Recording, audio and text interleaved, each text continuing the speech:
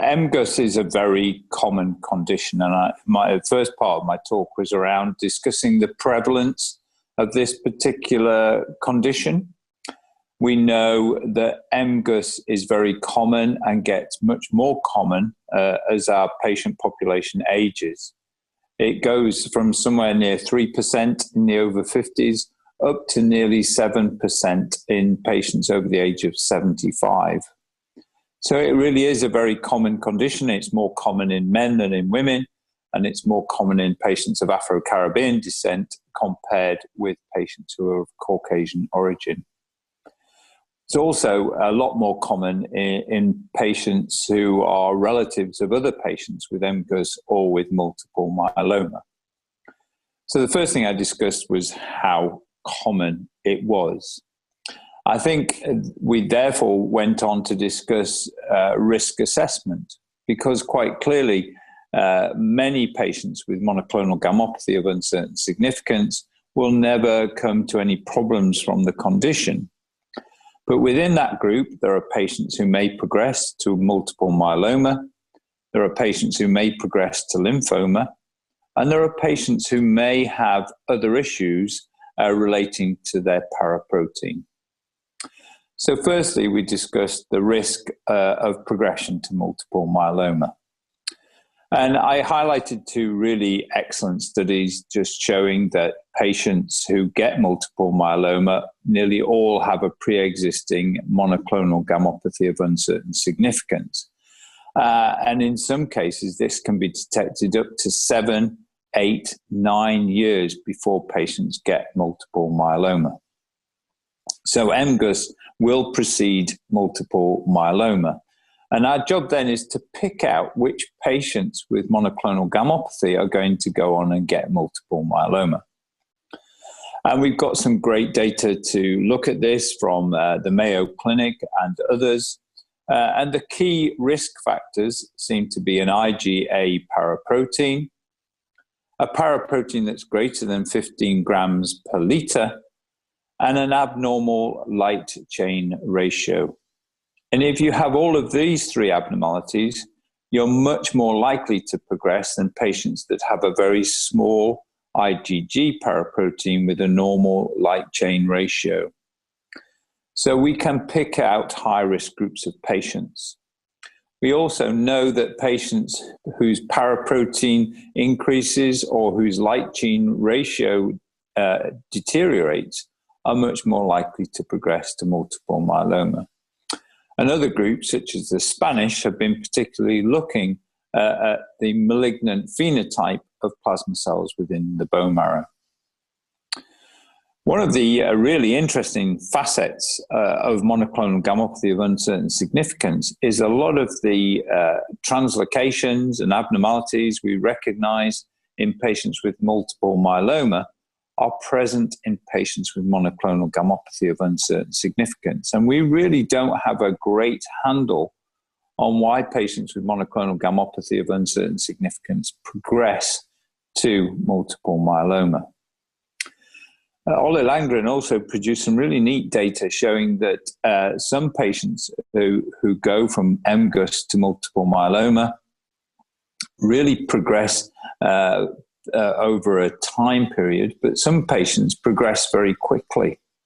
And some interesting data from the Mayo Clinic shows that some patients with MGUS will still present as an emergency, and not all progressions from MGUS to multiple myeloma are slow. Some of them can be explosive. The other thing that we have to think about with all of these patients is the patients with IgM MGUS. These patients are unlikely to go on to get multiple myeloma. These patients are patients that are going on to get lymphoma, and namely Waldenstrom's macroglobulinemia.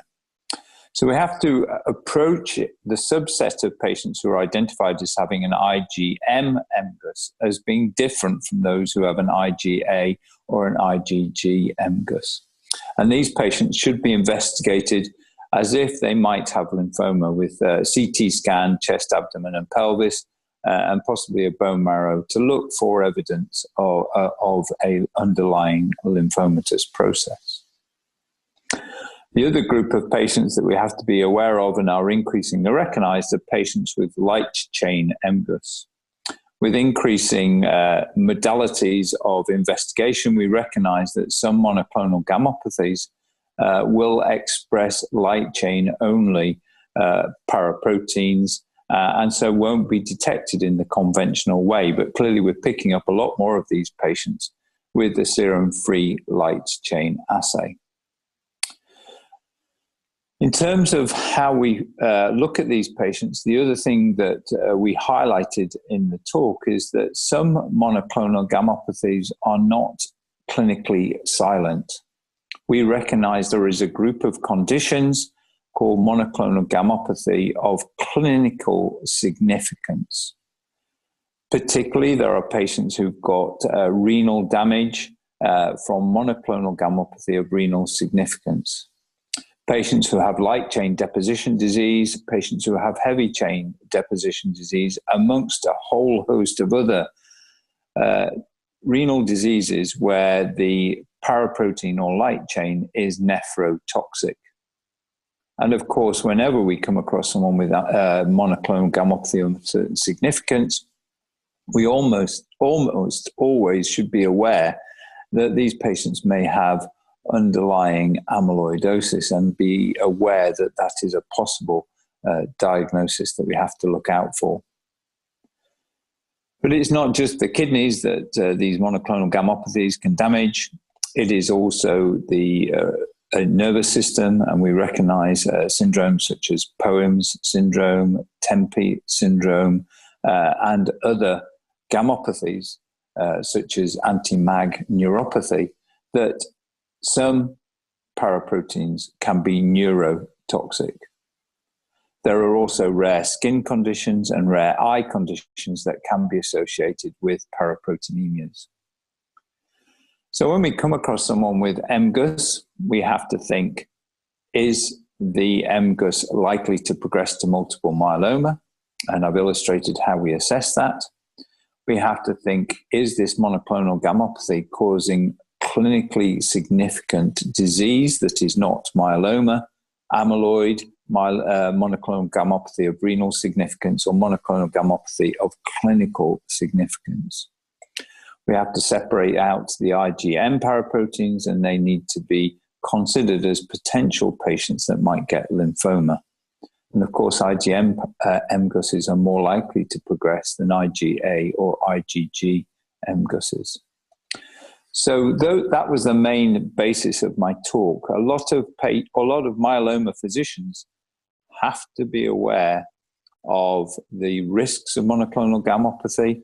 They have to be aware of the potential clinical impact of an abnormal paraprotein, and they have to devise a strategy for following up their patients that is safe. If you've got high-risk MGUS in our clinic, we keep hold of them. And we see them initially every 4 months, and then we can spread their clinical visits according to how their monoclonal gammopathy is behaving. With patients of low and intermediate risk MGUS, provided we are happy that there is no evidence of monoclonal gammopathy of clinical significance, we will discharge those patients to be followed up by their primary care practitioner. But the key feature that all of us who look after patients with paraproteinemias and multiple myeloma is we must be aware. Never forget that a paraprotein can be causing problems even if it doesn't fulfill the diagnostic criteria for multiple myeloma.